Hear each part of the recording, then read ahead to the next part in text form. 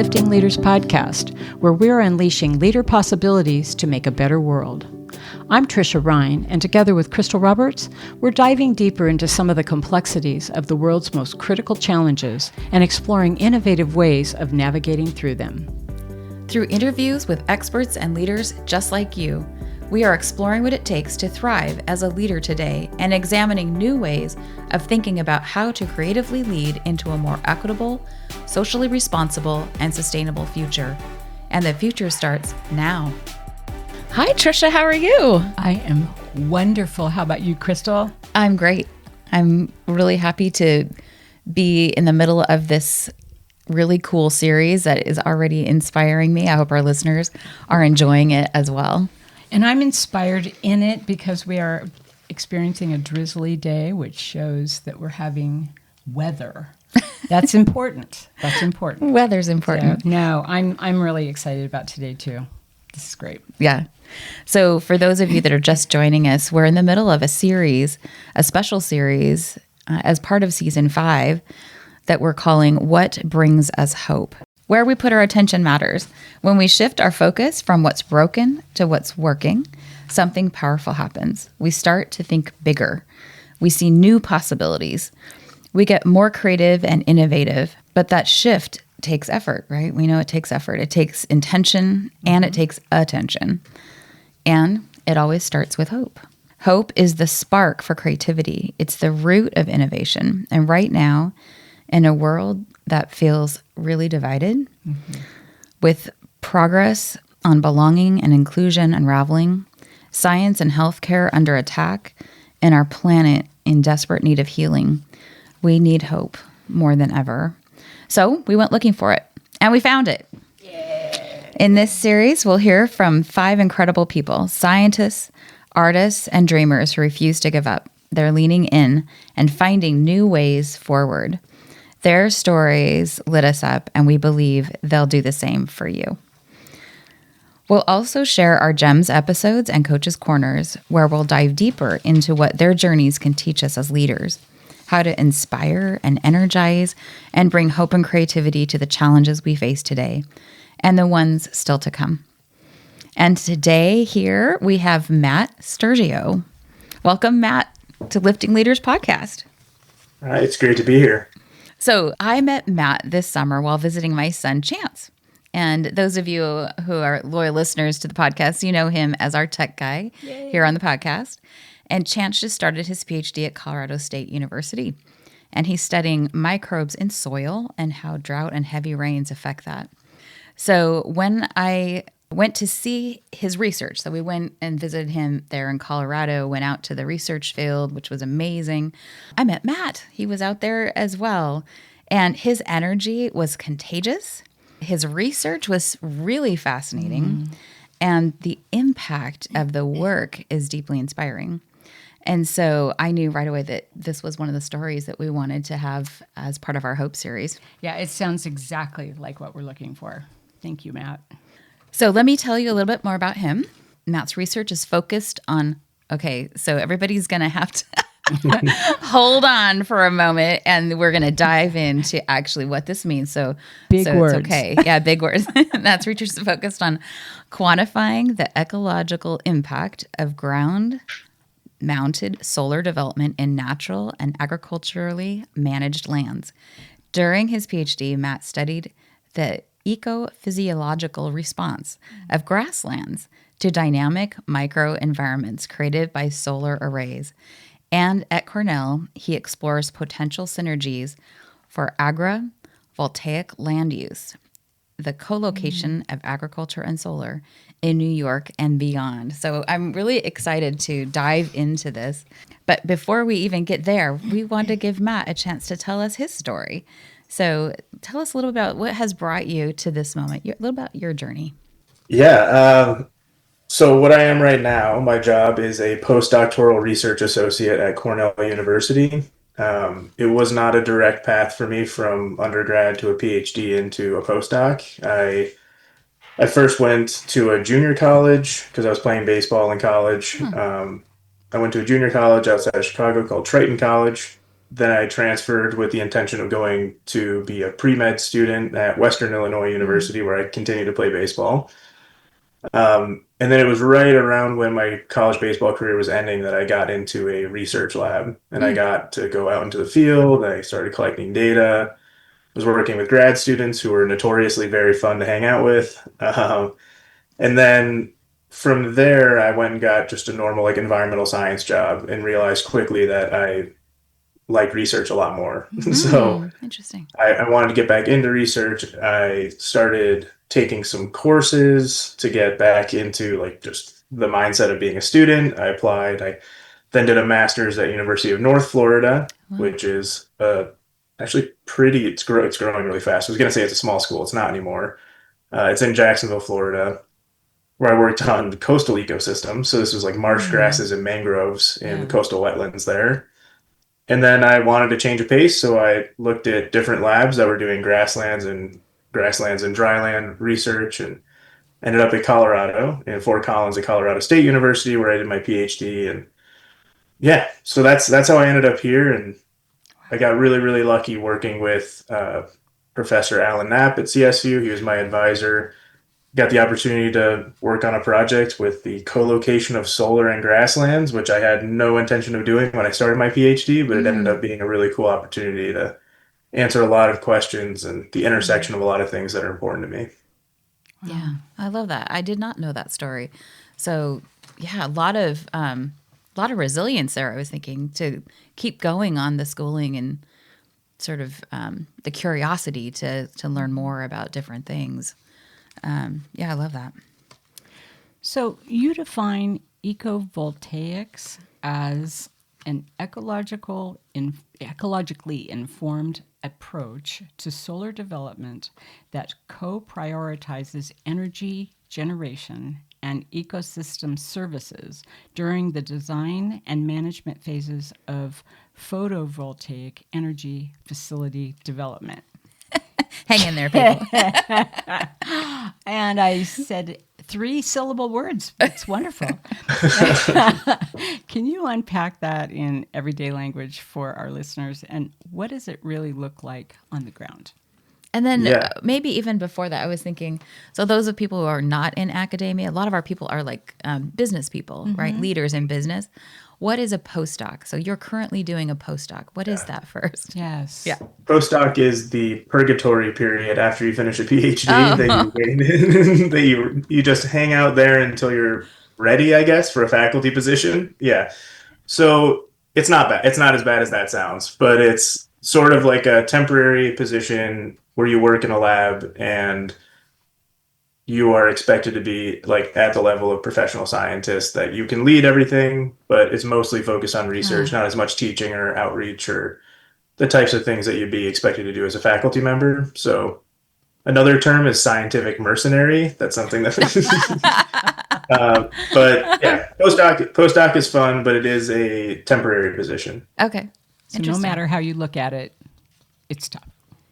Yeah, it's always an Hanging out there. interesting change of pace because grad school is kind of, especially doing a PhD, it's such a long time period where you're working on things and you have a really good community of people around you that are all in the same sort of like cohort moving forward. And postdoc is a little bit different than that, where it's mostly like we need these things done. You're the person who has the most experience, which is also different than doing a PhD where you are mentoring people, but it's not something that you're sort of expected to be Mm-hmm. doing all of these different things as a postdoc and being very good at them. Yeah.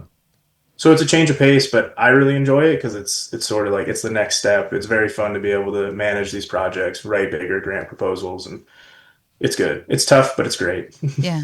Great. Thank you. All right. Ecovoltaics. Yeah. Help our listeners and the two of us understand that better.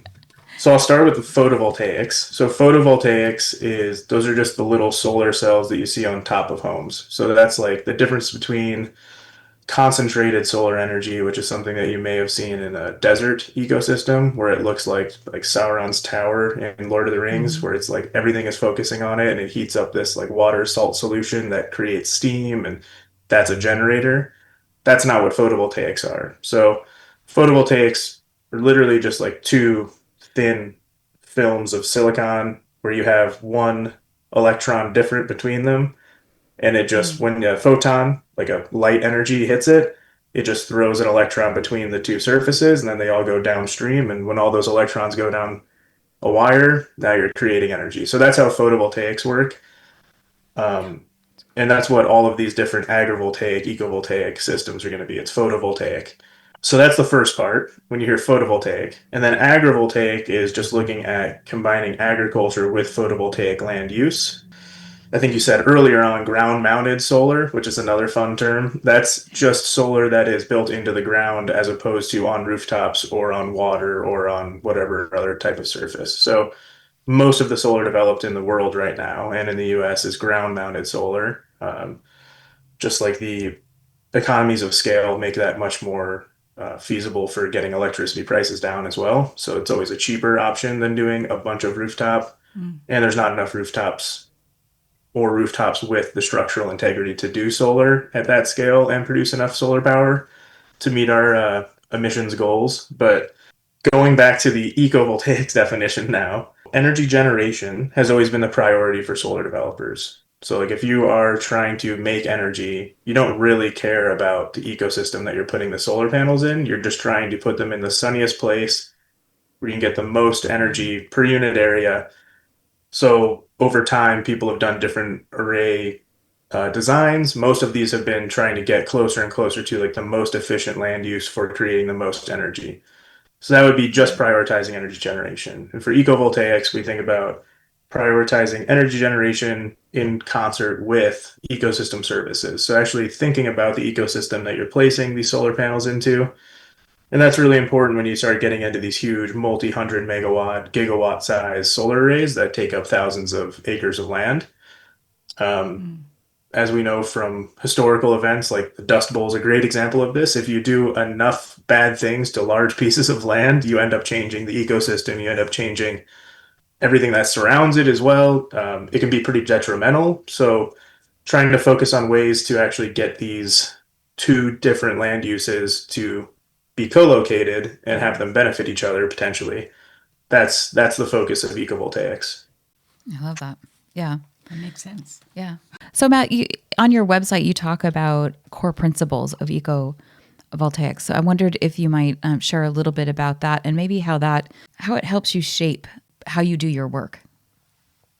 Yeah. So on the website, I'm pretty sure there's two different core principles that we have there. And one of them is talking about trying to spare these fragile natural ecosystems that exist, mostly in places where it will take a very, very long time to ever recover, if they can recover at all. An example of that is desert ecosystems. There's a lot of development that happens in desert ecosystems, not only just because it's public land and it's very cheap to set up leases like that, but also because they're sort of marginalized from the view of a lot of people that don't live near them and don't respect them as being these huge green lush rainforests, which people always think of as nature. So developing in those places where, let's say, you're going to put solar panels in 5,000 acres of habitat that once you cut down one of these shrubs, it is very unlikely that it's going to reestablish and be able to provide the level of habitat or any of the other ecosystem services like wind erosion prevention like you would see in a natural ecosystem. So that's one thing. There are people doing research in desert ecosystems that we think there will be potential synergies, but again, it's a work in progress there, and there are opportunities to develop these sites on places where it's much more degraded landscapes, and trying to actually then benefit those landscapes by restoring them with the solar energy. I think the second principle here is then thinking about ways that you can use solar arrays to benefit ecosystems. So in a restoration context, there's this really, really old principle in ecology about in creating this environmental heterogeneity. And environmental heterogeneity literally just means more different, like more variable environment. So like at a spatial scale, if within 1 mile, if you look across a grassland, you would say that's a pretty homogeneous. It's one thing, right? It looks very, very similar. And then if you like include a building in there. Now, this building is going to add some shade on one part of the land. If you create this barn, it's going to do some other stuff. It's going to create rain that runs off one side. So you're creating environmental heterogeneity. And those aren't great versions because that's more of like a residential land use. But you could imagine from the roof analogy, that's sort of how solar panels work when they're out in a field. They're going to create areas where there's higher precipitation runoff. So rainfall is going to go to one side of the panel. It's going to limit the amount of rainfall that goes under the panels. It's going to create this new light pattern. And when you create that heterogeneity, those more varied, small spatial scale habitats, then you're going to end up creating more biodiversity, or at least promoting the processes that support biodiversity, which is something that's a huge goal because we know that we're constantly reducing biodiversity in lots of landscapes. Yeah. So that's the second principle there, and I think those two combined mean, I mean, those are the that's what we root most of our solutions in. Wow. Yeah, I love that. Really thinking about not just placing the solar panels without any thinking about what is the impact around them. And I think that's something that I hear people talk a lot about, like when they're like, oh, well, it's ruining the land or whatever. And I love that this is part of what you're thinking about. You're thinking, you're not just thinking about the energy, but you're thinking about, oh, what is it doing to the land, and creating the bigger ecosystem, but the smaller ecosystem that's underneath those. And I think you were sharing also, maybe I'm making you repeat something, but when we were talking that the light actually travels all the way through, it's not a block. It travels through down to the ground and the plants below, and then it bounces back up through as well. Yeah. So that's a whole nother thing of bifacial panels. So there's like two sides to a solar panel, and a lot of the new solar panels that people are installing are bifacial. So yeah, light will bounce off the ground, and then you'll have this albedo effect. And if you have more reflectivity, or if you actually can increase that reflectivity, then you can increase solar power. So there's opportunities there without having, like, if you paved it with like a black surface, it wouldn't have as much. If you have lighter plants, that's like a whole different other thing. But I think another thing that people don't realize, that most of the solar arrays that are developed these days are tracking. So it means they track the sun across the sky. So they go from east to west as the sun goes east to west, So which they means move that, like this. yeah, exactly. They tilt. Yep. Yeah. You can't really see it when you're standing out there, but if you see like a time lapse, they're like very clearly following the sun. The shade moves underneath.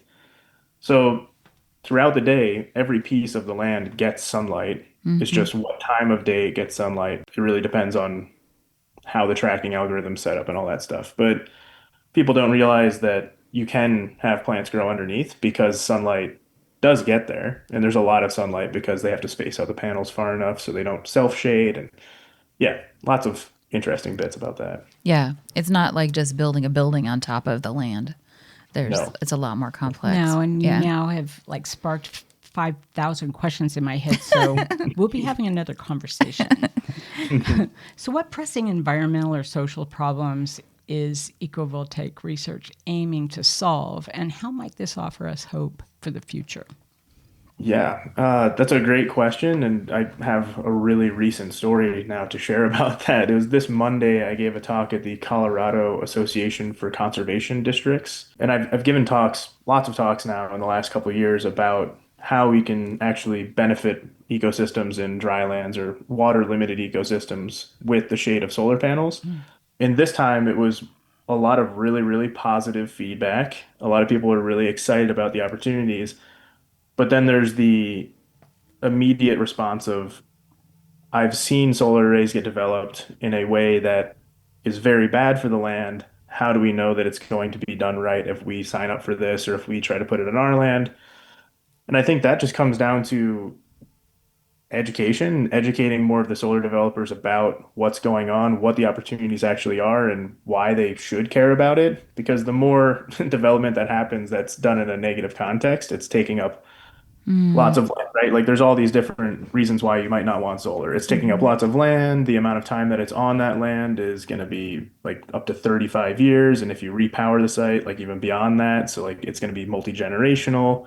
But there's all these benefits too. So now you make like a lot of money off the lease payments or off the energy generation, depending on how you set up your structure with a solar developer. So there's a lot of different environmental and social interactions that go on because of solar development, but I think the first part of it is all about trying to address landowners' concerns about solar development in a meaningful way, and then trying to also, through that, use our ecological perspective to improve the amount of synergies that we can actually implement in real life. So, thinking about how much land it's going to take up, solar is going to take up, that's a huge opportunity for restoring and conserving resources, habitat, all these different things. And we shouldn't we shouldn't back off on that. It's always going to keep growing and growing and growing, at least for the next decade. We need to get those things implemented now. We need to start thinking about that proactively and not retroactively. It makes me think of a couple of things. One is how much land it takes to grow a cow, right? And how much and what they're putting into the soil and what we're all breathing because of it. Those kinds of things. And yeah, that's a philosophical thing that I could go on forever on. But I think about how much space that we're using for solar panels, but you're getting the benefit, or you might be getting the benefit of that over time. It's a lot more sustainable than a cow. And the other thing is, this is something that could be done all over the world, correct? I mean, theoretically, if this is going to work, or if this is something that comes out to be a real positive run, is this something that you can actually start looking at anywhere in the world where you might not be able to grow certain crops now, but potentially could in the future? Yeah. So if you're thinking about the agrivoltaic stuff, it is absolutely global. Like the last agrivoltaics world conference we had, there were 53 different countries represented. Like there's Mm-hmm. lots of interest in doing Mm-hmm. agrivoltaics because especially in water limited places, which is where a lot of really good crops are grown. Yeah. That's going to be a huge constraint in the future as things get wet or as things get warmer and drier. You're going to need to be able to conserve more water, but at least hit the same amount, if not larger yields to support a growing population. So, yeah, I mean, I think it is absolutely a global thing. And then one of the things about the United States is we're not land limited. We are absolutely resource limited, though. Mm-hmm. So if you look at other nations like in Europe or smaller Asian countries, it's like they're extremely land limited. Like they're Right. going to have to use Mm-hmm. like a real proportion of their land use for solar development or for any other sort of energy infrastructure. And I think that's a different type of question for them because it's not really about like what is the best way to do solar with agriculture. It's more of like Can you? kind of have to, yeah, you sort of have to, so we have to make it work. And that's Yeah. why there's a lot more research going on in the crop side of things in other countries because solar development is taking up a real proportion of their agricultural land. And there are opportunities for good synergies, but they also just need to put the solar out there. So they don't have the time or opportunity to develop Mm. them in some of these more degraded landscapes like we have. Yeah. So when you think about the impact, can you share some statistics? I know you shared them with me out there in the field when we were looking actually at those solar panels. You were talking about some of the impacts that are possible. Yeah, so it really depends what ecosystem or at least region of the United States from our research that we've looked at. But in the semi-arid grasslands of Colorado, we've done 4 or 5 years of studies now looking at how the co-location of grasslands and solar energy actually facilitates these like okay, I should go back and talk about ecophysiology too. Ecophysiology is looking at these physiological responses. So how plants exchange carbon and water. So it's like Mm-hmm. if you work out, it's like watching your Apple Watch or something, your Garmin watch, and trying to see like how your heart rate elevates when you work out, how you Right. recover. That's it's like putting plants on a treadmill essentially, and you're gonna check out these physiological mechanisms that are tied to these broader ecological processes. So that's the study of ecophysiology.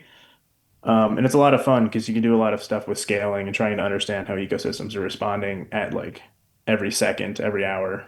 So we use that to understand how these plants are responding to these new environmental conditions in grasslands in Colorado specifically, where we're chronically water limited. Like the potential amount of water that can be lost from an ecosystem is about 3 to 4 times as much as the water that goes in. So Mm. every time it rains, those plants are really using it fast before it evaporates. Yeah. And what we found in this system is that the wetter the year, the more the light limitation, so the shade from the solar panels is limiting the Right. amount of productivity. But as you get into drier years, you actually see an increase in overall production compared to ambient or control grasslands within the solar array. So it's up to 20% increase in this study that we had that went over 4 years. So a 20% increase in forage production during a Wow. dry year is a lot. Yeah. That's a lot more cattle that you could put on land. It's a lot more animals you could feed or sheep you could have graze. It also is providing more of a structure for wildlife habitat, especially in these vast grassland ecosystems that have Mm. lots of habitat for lots of co-location, not only with domesticated grazers, but with natural grazers like pronghorn antelope. There's all sorts of Yeah. things.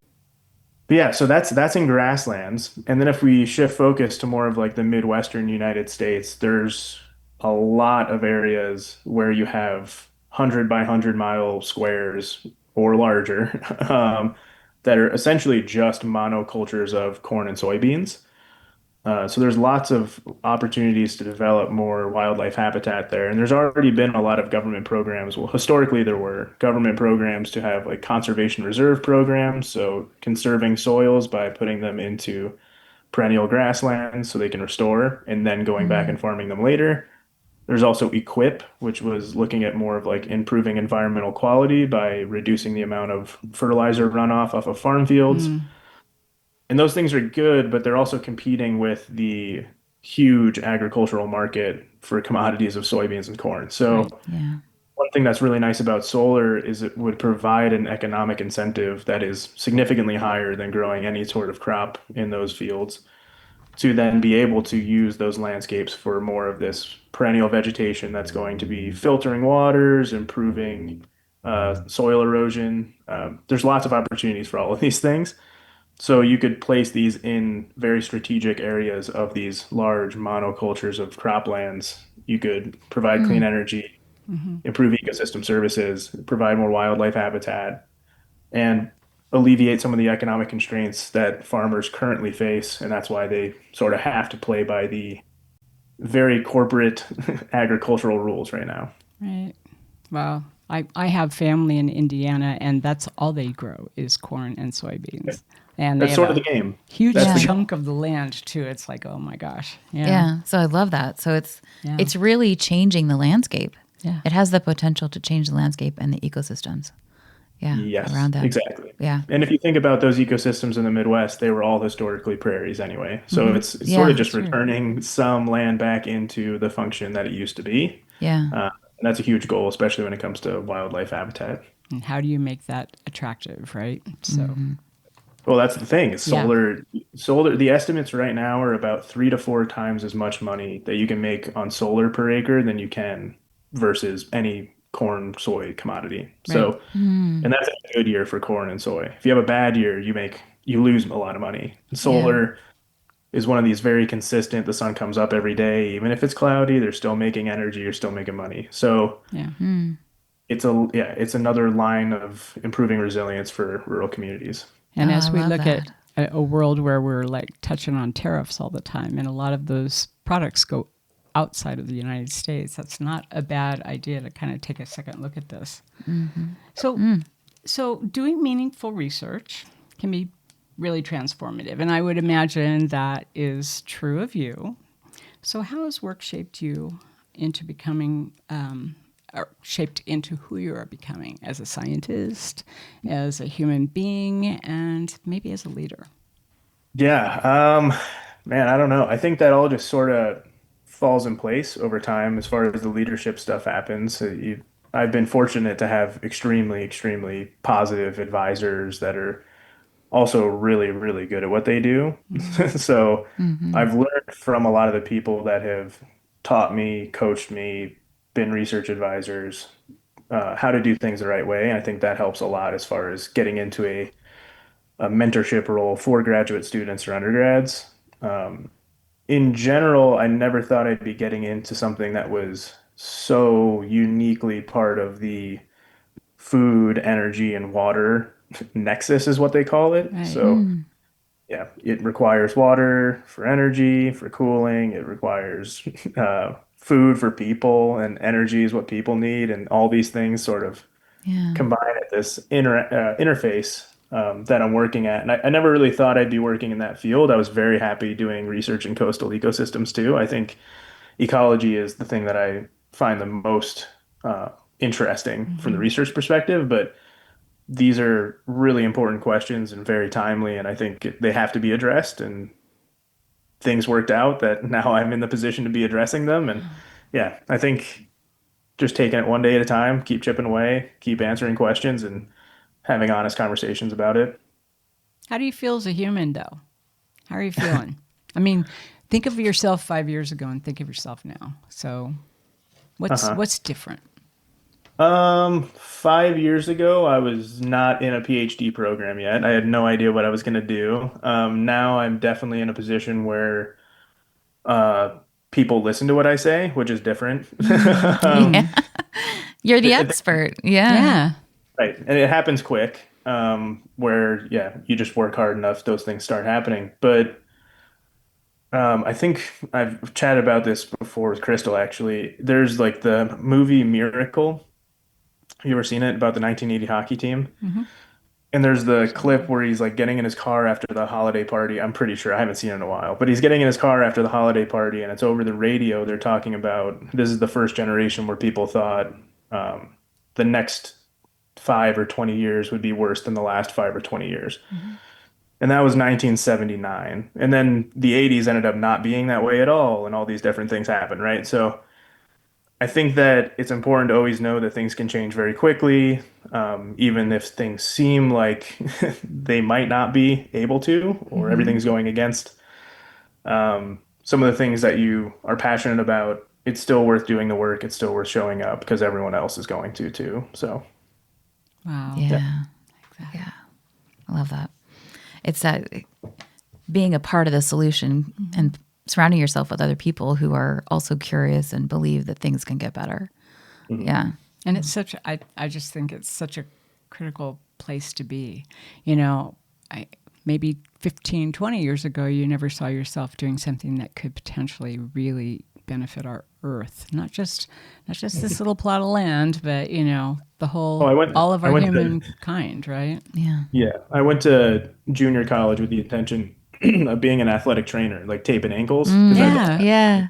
yeah. yeah, I mean, things change quick. And yeah, I think it's mostly just about being interested in the questions that I'm pursuing and also really enjoying the interactions with different stakeholders and groups, right? Like I also, before this, never talked to ranchers and farmers, and it's really interesting to get Mm, their input because it's yeah. not all the stuff that you might hear that they think like that you think they would say. Like they're very, very concerned about the ecology of the Hmm. ecosystem. It's just they're always kind of forced to focus more on the crop production side of things, and because that's their income. Yeah. But I think there's room in there to bring all these things together, kind of focus on the human part of it, like you're saying, where we actually exist, and not all the theoretical or philosophical things, but just Right. actually trying to like, Yeah. yeah, get those things done. Meet people human to human, person to Yep, person. Yes. Yeah. exactly. Building those connections. I love that. What's been especially challenging? Working with people. No, I'm just It's true, kidding. right? Yeah. Always, It's always. the good and the bad. Yes. I think the challenging part is going to the World Agrivoltaic Conference and you hear all the different research that's being done in other nations, and then those nations implement what they found in policy Mm. to actually like support development or to stop doing development based on what researchers are finding.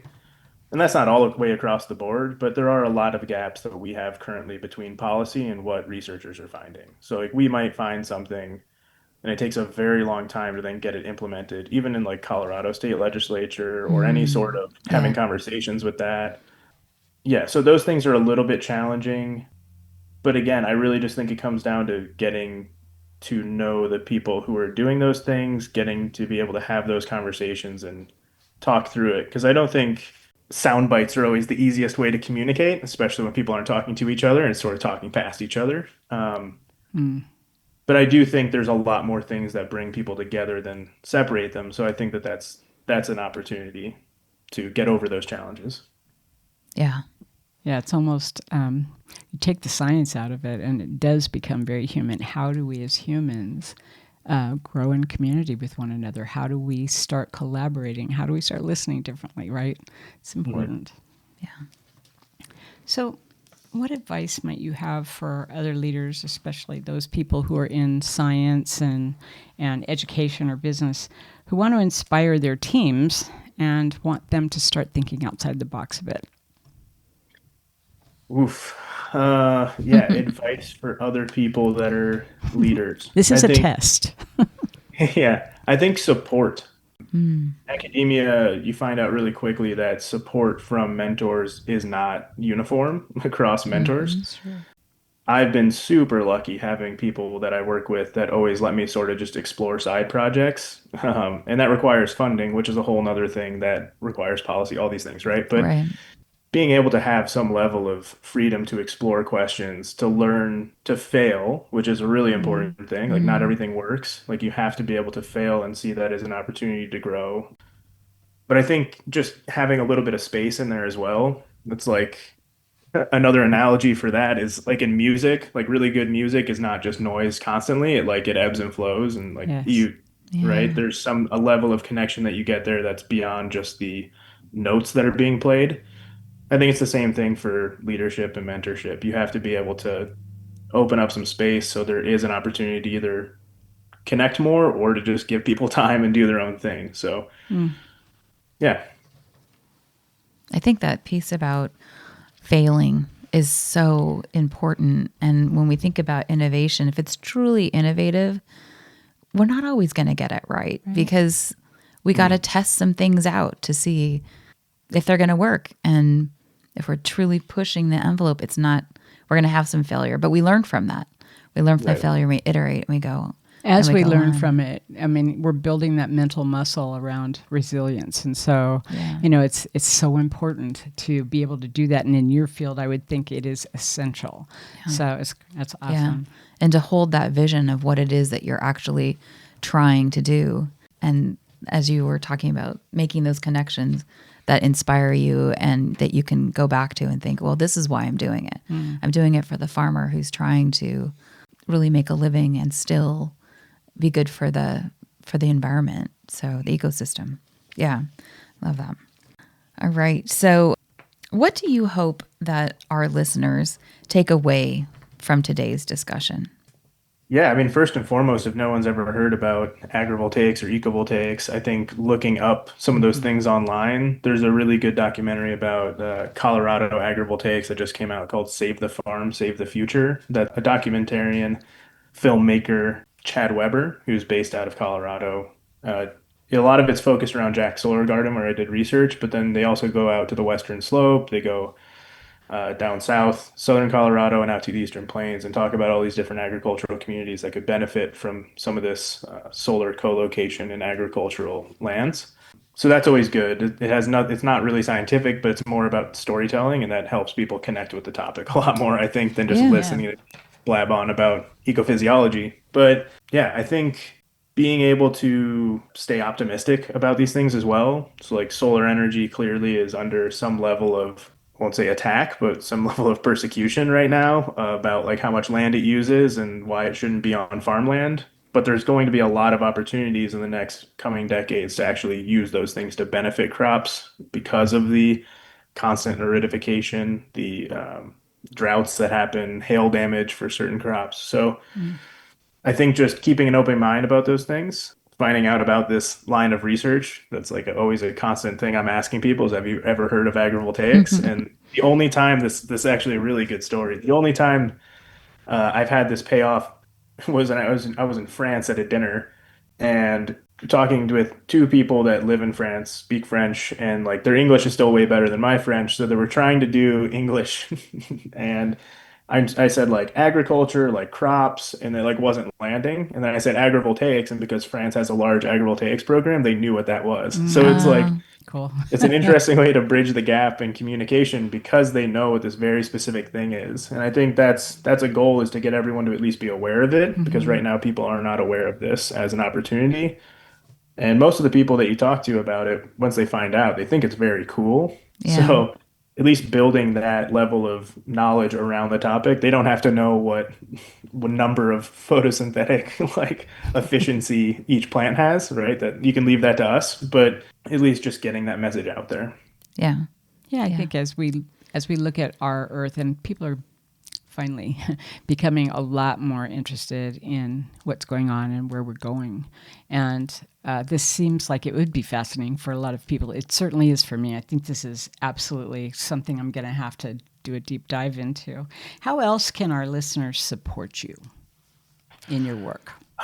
Yeah, I think if you're interested in this kind of stuff, you can, well, there's a lot of different things you can do. We have a website. If you look up Ecovoltaics Colorado, you can also look up Cornell's agrivoltaics research program. Those are two really good resources. And there's a lot of different land grant institutions across the United States. So there's a lot of different universities doing agrivoltaic research right now. So whatever state that you're in, there's probably someone looking into this stuff. So I recommend looking into that as well. Supporting us, if anyone wants to sponsor my research program for the next 30 years, let me know. You can reach out. That'd be great. Other than that, I think in general, you can take a look at some of the stuff that's been going on with the USDA and DOE and communicate with Congress people about why those things shouldn't be cut. There's a lot of money that's being withdrawn from solar energy research very specifically. And if the question of land use in agricultural lands or natural lands and solar comes up, we want to have the research and know what actually happens. We don't want to cut the funding for those research programs in their infancy right now. So Right. I think that's one big piece of it as well, is actually like the policy level, like getting some momentum with people trying to push back against some of those things, because it only delays the things that we need to know about. It Yeah. doesn't stop us from wanting to know it. So yeah, I think those are two things. This is great. I'm really glad that you kind of broke it down like that, because a lot of times people do want to be supportive and they do want to help, but they don't know where to start. And so this is, I think, a great way to start. Just start looking on websites and start, looking into this and looking at videos, about save the farm, right? Save Yeah. the future. I think that's great. So thank you for that. Yeah. And there's new things happening all the time. So being aware, right? Who knew about this whole area, right? And now there's all this benefit that can be seen from the world that we didn't know before. So when you think about hope, we can't even yet envision everything that's going to help us make a better future. And We need to get you on more podcasts. getting informed is one way to do that. Yeah. And it takes money to do research. And so supporting in whatever way people can, even if it's like you were talking about, let's push the government to actually fund some of this stuff. We know that actually is it's an a really awesome step. hard time right now. Yeah. Yeah, it's all in our best interest to know about these things, right? Yeah. We need to be more informed about the energy transition. I've said this before a lot of times. The last energy transition from wood to oil and gas, no one studied the ecological implications because no one knew there were ecological implications. Yeah. So beyond like water quality and people like dumping stuff into water and not being able to drink it, no one really cared at that point. So I think this is a really unique opportunity for us to be able to use an ecological perspective to make the best land use decisions, the best energy transition decisions that have the best environmental outcomes. Yeah. Love that. Also, you're on LinkedIn, and I know that you've got things linked through there too. You've got the website. There's articles, and you had just recently told me about how those things are getting more attention and people are responding, and that you like that. You like that when you post something that people actually leave a comment and you can start almost a conversation among people on these kind of topics. Yeah, LinkedIn's a really good resource for getting our research out there to a much broader audience, especially solar developers. I think it's much more of a professional side of things. It's less academic, but more academics are getting onto it. And the professional side of things is cool because I don't think solar developers were aware of how much research is going on in the United States about this topic. Yeah, I think connecting in general, there's nothing that makes me more excited than when like a farmer or rancher just cold emails me about the research that we're doing. Because Yeah. obviously they were motivated enough to find my email and send me an email about it. And farmers and ranchers are busy. So for them to take the time to do that sort of thing, they're actually interested. And I usually take a good chunk of time to chat with them or at least send them resources Yeah. to try to, again, improve the education about this topic. Because if you look it up online, depends like how you type in your Google search, what you're going to end up That's finding. right. Yeah. It's a contentious thing for sure. So I think trying to at least get these things out there and communicate. There's also the Scapes program website. So this is Sustainably Co-locating Agriculture and Photovoltaic Energy Systems, Scapes. It's run Wow. by, it was a USDA funded project that got funded in 2021. And it was a project between University of Illinois, University of Arizona, Colorado State University. And it was looking at these three different, very unique agricultural systems. Arizona is extremely dry. Water use efficiency is very important for their crop production. Colorado, we have a lot of range grasslands that people graze. Water is also limiting, so that's a good question. And in Illinois, right in the heartland of corn and soy, they want to know if you can do solar, corn, and soy at the same time. So that's what they're doing. They're doing row crop agricultural research. If you look at that website, that's going to be a really good opportunity to get connected with lots of people doing research across multiple regions, but also fields. So it's a very Mm. interdisciplinary team. Mm. There's economists, engineers, ecosystem modelers, ecologists, agronomy people, like education experts as well. So we made like through this project, we made a agrivoltaic video game that's found on the App Store. Oh, cool. Wow. It might That's be like great. My Agrivoltaic Farm or something like that. That's where But you're you going to make basically all your money, you know. you can put solar panels like on top of your farm and watch the crops grow differently, and like Oh you can my harvest gosh. them.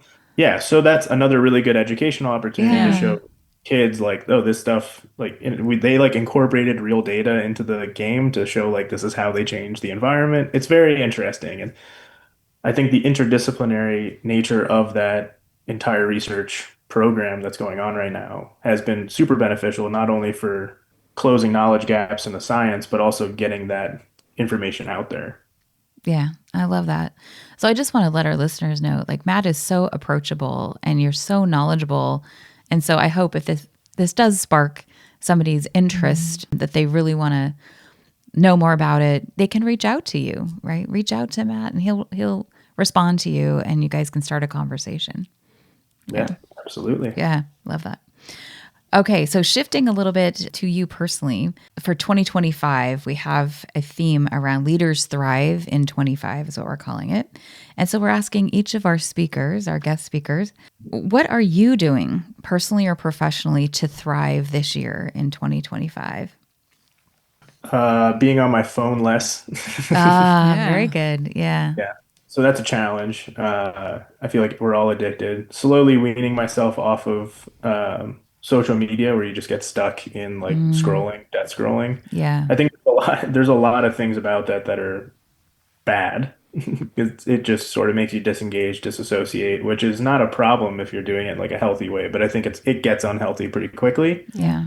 Yeah, that and just trying to stay present, right? Like trying to actually focus on the things that are in front of you and not trying to get sidetracked by things you have no control over. Mm. That's a continuous thing to improve on. So it's not just this year, but yeah, Yeah. probably those things. Yeah.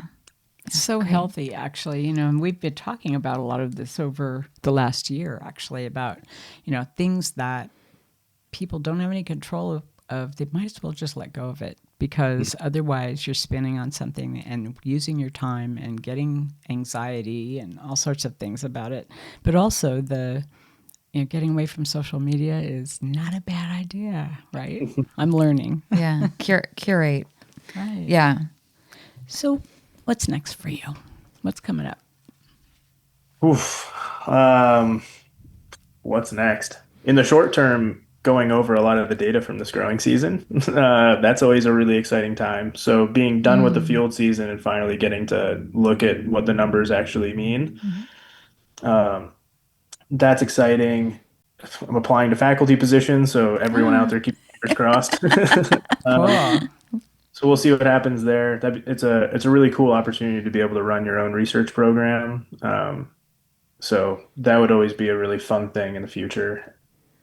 But I think in general, just trying to keep momentum right now in the time period that we're in where it seems like things are on pause and it's very unclear what comes next, just keeping some level of momentum, supporting the students that right now are probably under the most stressful position they could possibly be with funding.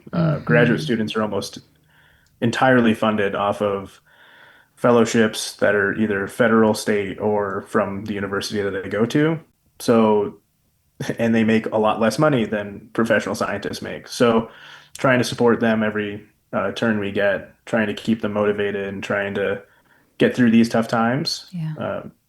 they'll just be even more resilient in the future too. I think Yeah. that's necessary though. Yeah, it's tough right now, and I think what you're saying is pretty promising, actually.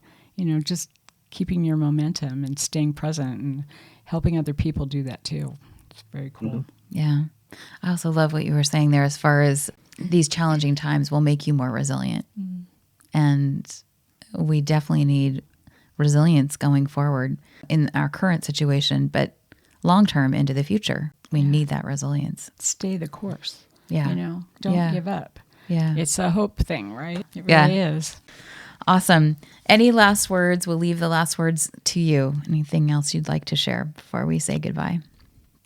No, it's just been really great chatting with you guys. I appreciate it. And thanks so much. Well, we really appreciate you taking the time to be with us. And any way that we can support you in the future, let us know. We love the work that you're doing. And it is such a hopeful area that you're studying and making a better world. Thanks so much. Thank you. Take care. Bye. Well, that was so much fun. Oh my gosh. Like I told you a second ago, I am high because I am just so excited for what he said. I feel like I need to go out and do a ton of research. I loved this interview. Yeah, I can't wait to watch the documentary. Oh, my word. I know that he's not necessarily a part of it, but it is about the work that he's doing. So to help us understand it just a little bit I want to share better. this with my family. I have family in Indiana, and they have a huge plot of land. They've got 11 farms, and they're like, 250 years worth of farming. Yeah. All soybeans and corn. Yeah. And they do what they can to, farm without pesticides and all that kind of stuff. Yeah. But I see potential for not just them, but farmers in the Midwest who have all these, crops and things. There could be so much more benefit to their land, right? Or for their land and for other people. Yeah. So cool. So I'm so glad that I got to meet him, that, the world brought us together, the universe brought us together, and that we got to tell his story. And What a gift. Yeah. However we can support. So let's keep the conversation going. If you have questions or comments about the show, you can find us on all our social media channels at lifting_leaders. We have so many exceptional podcast episodes coming up, so be sure to subscribe to our podcast on Apple Podcasts or wherever you listen. If you know someone who would find this episode informative, this is definitely an informative one, but it's also inspiring, share it with them. We really hope you do. We really want to get this message out. Text them, email them, or take a screenshot and share it on your Instagram and tag us at lifting_leaders. Let's get a conversation going. Yes. If you'd like to know more about us, our guests, or the show, please go to our website at liftingleaderspodcast.com. You'll find our show notes there as well. If you're looking for help in developing your leaders or would like a growth opportunity yourself through leader coaching, please contact us through our website at www.liftingleaderspodcast.com. Thank you to Ari Chance Roberts for his technical support of our show. And finally, please take 30 seconds and follow us. It helps you because you never miss an episode, and it helps us because you never miss an episode. And this really is important. It helps us to get more listeners and get the message out to a wider audience. So, and we have good messages this year too. I mean, we've always had good messages, but we're doing some important work right now that we really want more and more people to hear. Yeah, it's important. So to follow us, go to the Lifting Leaders podcast show on Apple Podcasts, Spotify, or wherever you listen. Then just tap the plus sign in the upper right-hand corner or click on follow. While you're there, if you'd be willing to give us a 5-star rating and review and share the episode with a friend, we'd be really grateful. Thank you, Trisha. Thank you, Crystal. This is wonderful. Thanks for bringing Matt to us. Yes, it was great. Many thanks to you, our listeners. We appreciate you. Yes. Find ways every day to lift each other up. Have a fantastic week. Take care.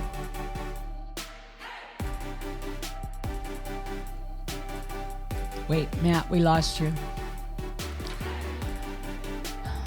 Are you there? Oops, sorry, I just got. What is going on? Sorry, I'll get that from the top. I just got like a FaceTime call from my dentist. That's so weird. Okay. They can wait. Sorry. We were talking about what? The agrophysiology. Mm-hmm. Oh, ecophysiology. Yeah. So, Better, which we hope that will happen. You'll realize that we laugh a lot. it's a Friday. Things could be worse. Yeah. Okay. Yeah. See, and I've had a fabulous week. Like, so many amazing things happen for my business. And so this is just, it's payback time, I think. And a delayed flight last night. And it just started on a bad roll. I didn't get in till 1 this morning. It's like, oh, God. Okay. Here we go. There you are. No. It Was is- that me that time? Yeah. It's okay. All right. Oh my I don't God. know what's going on, but it's okay. We push on, right? This is part of life. Right? Welcome to season 5. I'm not gonna say it. I'm gonna say somebody's picked us up and they know what we're doing. Trying to create hope in the world. It's a terrible thing. Yeah.